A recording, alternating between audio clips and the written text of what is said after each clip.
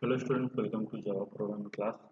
So in the today class, we will start discussing from the exception, what is exception, how to handle the exception, what are the different types of exception, and so on. So the today class will start with exception. Okay, an exception is a condition that is caused by a runtime error. Okay, an exception is nothing but it is like a runtime error, so that causes the program may terminate or you may get a wrong output. Okay, these are the results of such situation. An exceptional condition that is caused by the runtime error in the program. So when the Java interpreter encounters an error such as dividing an integer by zero, so it creates an exception object and it will throw. So you can just consider the example of so when you try to divide any number by zero. In such situation, the Java interpreter will create an object of an exception and it will throw the exception. If an exception object is not caught and handled properly, the interpreter will display the error message. It will terminate the program. Suppose that if you try to divide a number by zero, so this Java interpreter will create an object of exception and it will throw. If an exception object is not caught and handled properly, the interpreter will display an error message. Okay, if the exception occurs in your program, if you not handle that properly, this interpreter will display an error message and it will terminate the program. If we want a program to continue with the execution of the remaining code, then we should try to catch the exception object thrown by the error condition. Then display the appropriate message.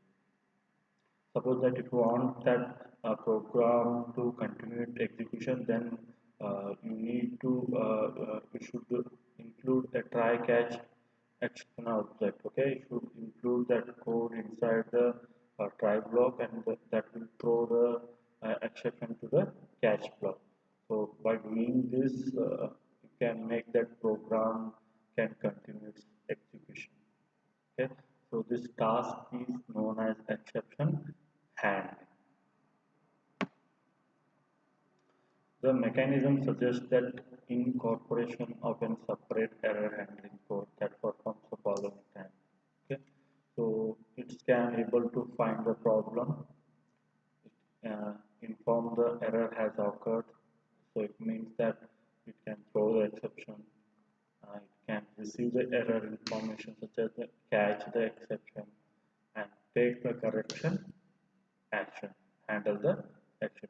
These are the following tasks will happen. So just next we'll see the Java commonly occurring Java exception. So arithmetic exception. This is caused when there is a not enough memory allocated to a new object. Okay, suppose that if you have insufficient memory, then you get an so not this arithmetic exception. So this arithmetic exception is thrown whenever you try to divide a number by zero. In such situation, you get an arithmetic exception. So out of memory exception was when there is no enough memory is allocated for newly created object. So to create an object for that object, if the memory is not properly allocated, sufficient memory is not allocated in such situation, you get out of memory exception. So next exception we have IO exception. This is generally caused by input-output failure, such as unable to read the file. Suppose that the input is given inside a file. If your program is not able to read the data from that file, in such situation you will get input output exception. So these are the commonly occurring Java exception. So next we will see the basic syntax of exception handling code. basic concept of exception handling is throwing an exception, catching it. Okay, so once the exception occurs, that exception will be uh, thrown by the try block. Next, so we need to catch that exception inside the catch block. Next, we will see the syntax. So this is how it works. Okay, we have the two blocks here, try block and catch block. So wherever the exception occurs in your program, so you need to include such code inside the try block. So it will detect the exception, it will throw the exception.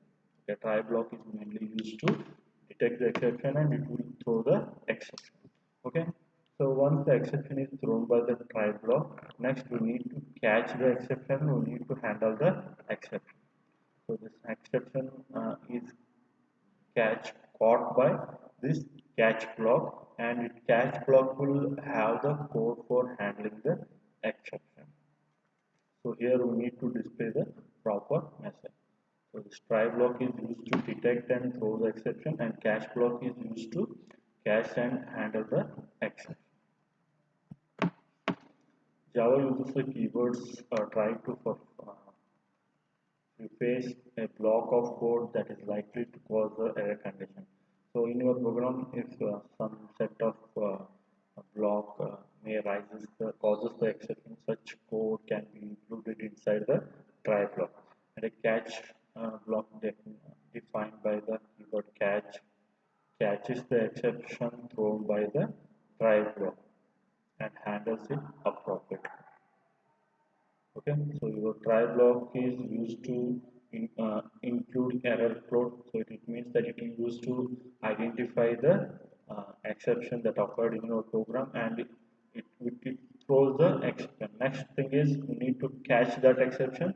So that task is performed by the catch block. After catching the exception, you need to handle the exception properly. So we need to add the catch block immediately after the try block. So next we will see the simple example. So this is your program. So after try block we have a set of statements. Okay. So this statement that generates the exception, we must include that statements inside the try block. Okay.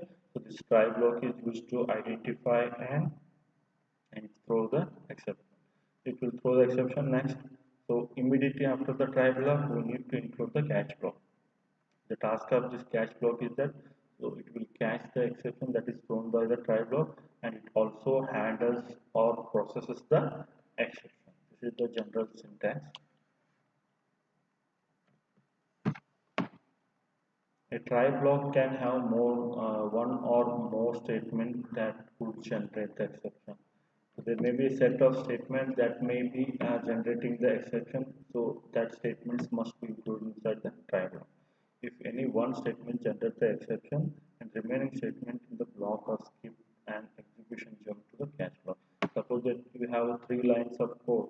If the first line generates the exception, then the remaining two statements are exempted from the execution, and the execution will be transferred to the catch block.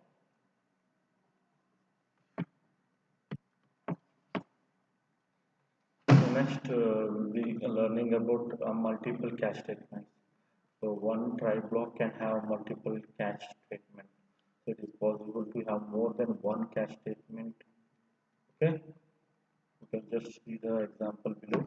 So here we have the try block. The set of statements will be included inside the try block. So after this try block, we have catch block. Okay, this catch block is just telling that this is the exception one. So we are handling the exception one here.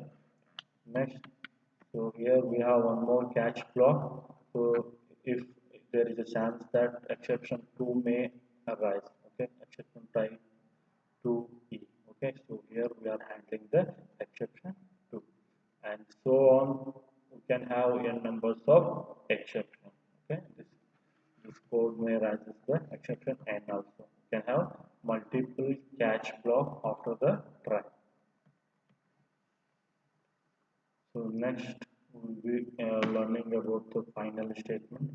So Java supports another statement known as the final statement. So that can be used to handle the exception that is not caught by any other previous catch statement. Suppose that if you will be including try catch block, after the try catch block we will be having a final statement. If uh, if exception that is not caught by any of the previous catch statement to be handled by the final. The final flag can be used to handle any exception generated within the try block. It may be added immediately after the try block or after the last catch block. Can handle add this final block or immediately after the try block or after the last catch block. Okay. Thank you, students. We'll stop here. We'll continue the